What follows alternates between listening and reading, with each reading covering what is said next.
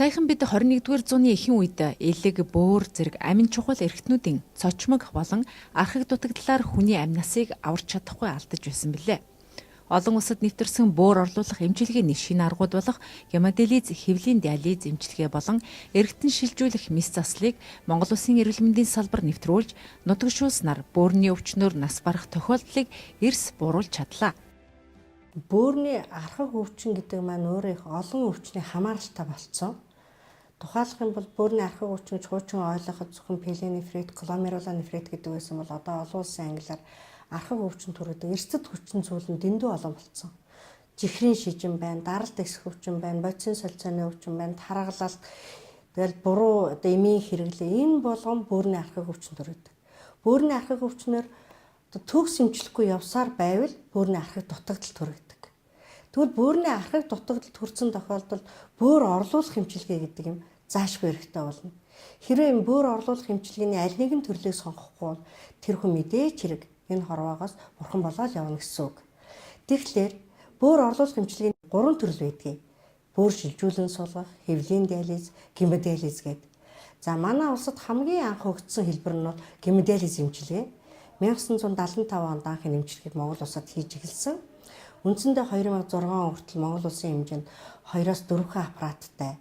Гэхдээ тэр үеийн одоо энэ дээр ажиллаж байсан энэ салбарыг авч явсан улсууд бол өстой гал алдчихлгүй. Тэр зах зээлийн хүнд нөхцлүүдэд өнөө хүртэл 2006 оны хүртэл аваад явсан. 2006 оноос хойш бол яа харахгүй энэ эмчилгээ шаардлагатай хүмүүсийн тоо эрс ихссэн. Ялангуяа жихрийн шижингийн суурин дээр үүссэн архаг дутагдал бол бүр тоо нэмэгдээд эхэлсэн. Ийм үед диализ эмчилгээ орох хүний тоо хэрэгцээ их өндөр болсон. Өндөр болоод ирэнгүүт аппаратны тоо хүрэлцгээ болсон. Энэ дутагдaltaй байдлыг мэдэрсэн хувийн хвшлийнх маань аппарат нээсэн. Аппарат тавиад тэнд нь хүмүүс орох боломжтой. Хамгийн онцлог нь хувийн хвшил дээр хүн мөнгө төлж ордог гэсэн. Мөнгө төлнө гэдэг бол нэг удаагийн диализ эмчилгээ маань нэг би дуулаад байгаагаар 150-180 мянга, зарим нь 200 мянга хүрдэг гэсэн бусад эмчилгээтэй байгаа. Тэгэхэд 7 хоногт нэг хүн 3 орох хэвээр. 600 мянган төгрөгийг 7 хоног болгон эмчилгээндээ төлөөд амьдрах Монгол иргэн хэд вүлээ. Ийм тохиолдолд улсын аппаратанд хүмүүс нь хүртэхгүй байна. Ерөөсө багтахгүй байна. Ингээд хүн багтахгүй болохоор аппаратны тусламж авч чадахгүй, хорвоогийн мөнх хөсийг үзүүлж байгаа. Бүр нэг биш хүнээр тогтохгүй ингээд зөндөө болж эхэлсэн. Нөгөө төгөр аппаратанд орж байгаа хүмүүст олон улсад барих хэвээр стандарт эмчилгээ гэдэг юм алдагдчихсан. Зүгээр л өстой амьд байна да гэх эмчилгээ явагдчихсэн. Тэгвэл одоо өнөөгийн манай эрүүл мэндийн сайд цогццог сайдын болон энэ үеийн засгийн газрын маш зоригтой шийдвэр авах гэж бодсон. Тэгвэл эрүүл мэндийн яамнаас гемодиализ эмчилгээний нөхцөл байдалд үнэлгээ судалгаа гаргаж шийдвэрлэж болох гарцыг засгийн газар танилцуулж төр хариуцаж байгаа гемодиализ эмчилгээг хувийн хвшлийн эрүүл мэндийн байгууллагатай хамтран гүйцэтгэхийг дэмжсэн 159-р тогтоол батлагдсан. Ингээд өндөр өртөгтэй удаан хугацааны эмчилгээ шаардлагаддаг бөөрийн дутагдлын гемодиализ эмчилгээг хувийн хвшлийн эрүүл мэндийн байгууллагаар гүйцэтгүүлэх шийдвэр гаргасан юм а. Үүний үр дүнд 2017 оны 2 дугаар сарын 15-наас эхлэн хувийн хвшлийн 7 эрүүл мэндийн байгууллагаар 154 иргэн өн төлбөргүй чанартай эмчилгээ үйлчлэхэнд хамрагдан хүлээгдэлгүй болсон юм.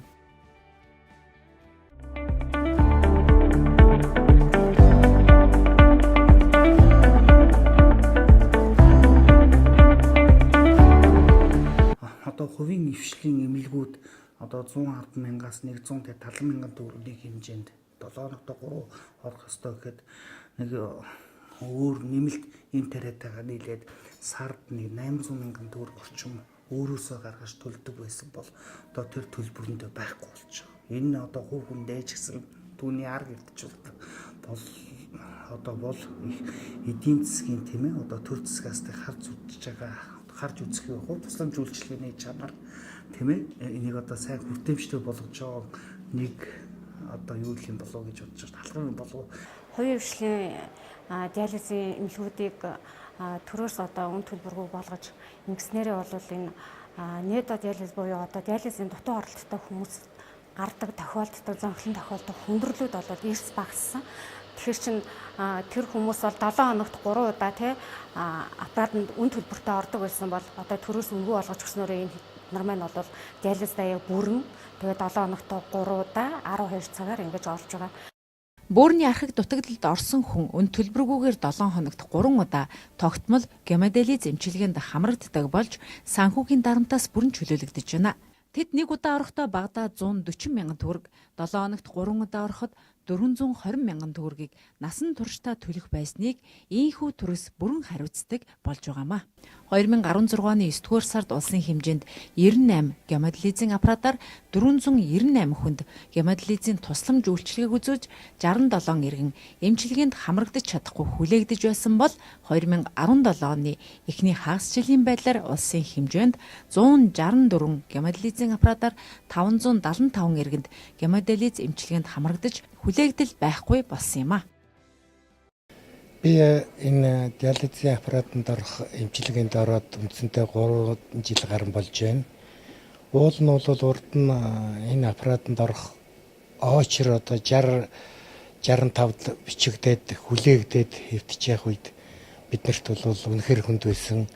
7 хоногт орхиж стандартаараа 3 удаа орж бай гэж хэлж ирсэн ч боловч биднэрт нэг удаа оролтонд бол 178 мянган төгрөгөөр хувийн эмнэлэгт ороход тэр мөнгө нь бол төдийлөн байдаг байсан болохоор бид нар бол за өсрөөл одоо 2 удаа ордог байлаа. Тэгээд сүүлдээ нөгөөхөө мөнгө 148 мянган төгрөг болоход бол асар сайхан сонсогдож байсан боловч бас л хүндрэлтэй байсан боловч одоо ингээд улсын эмнэлэгт болон хувийн эмнэлэгүүдэд үнэн төлбөргүй ордог, даатгалаар ордог болсноор бидний амьдралд бол асар их төстэй болж байгаа нь ойлгомжтой болсон.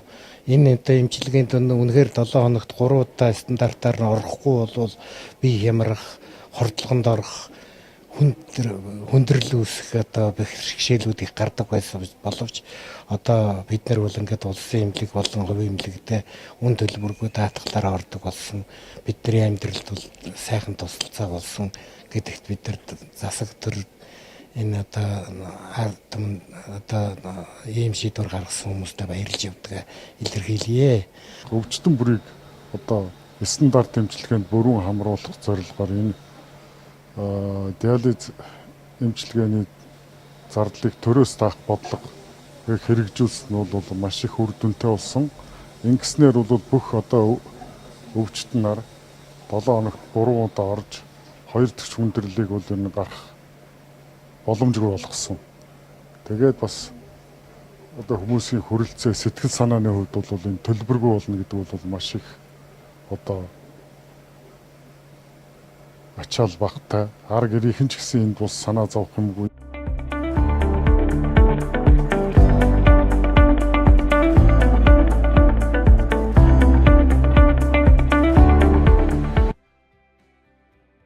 Одоогоор улсын хэмжээнд 19 аймаг гемодиализийн тусламж үйлчилгээг үзүүлж байна.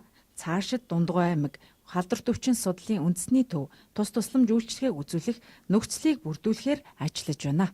Мөн тус эмчилгээний чанар хариуцлагыг сайжруулах зорилгоор Эрүүл мэндийн сайдын 2017 оны 3 дугаар сарын 30-ны өдрийн А119-р гемодиализ эмчилгээний журам хуваар батлах тухай тушаалыг батлан хэрэгжилтийг хангахад чиглэсэн сургалтуудыг зохион байгуулан ажиллаж байна.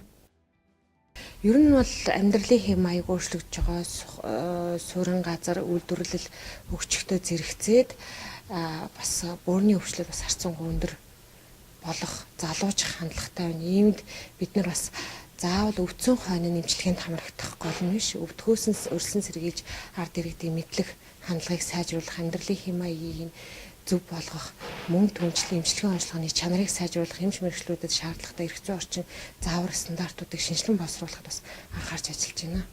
Хувийн хөвчлөлт хүмүүсийг тараан байрлаж оруулаад тэр ард иргэд өөрөө мөнгө төлөхгүйгээр хувийн хөвчлөлт хийсэн эмчилгээнийх нь өртгийг нь улс даана гэдэг бол их том одоо миний мэргэжлийн үеийн хувьд бол зөв, маш зоригтой, ард түмэндээ их буян хийсэн алхам хийлээ гэж би бодож байгаа. Энийний үр дүнд юу болсон гэвэл диализд хамрагдах хүмүүс яг өнөөгийн нөхцөлд бол яг одоохондоо бүгд диализтай болж эхэлсэн. Бүгд диализд орж эхэлсэн.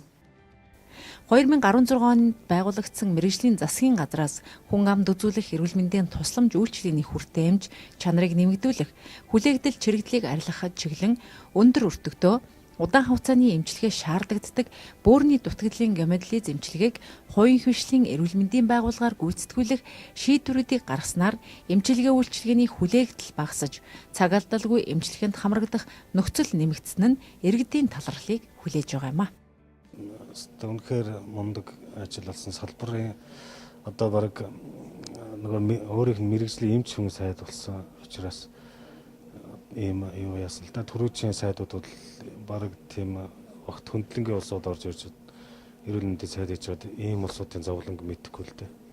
Энд тэгээ айгүй тийм өндөр өртөгтэй нэг орохтой бол 140-оос 170-80 мянган төгрөгөөр ордог.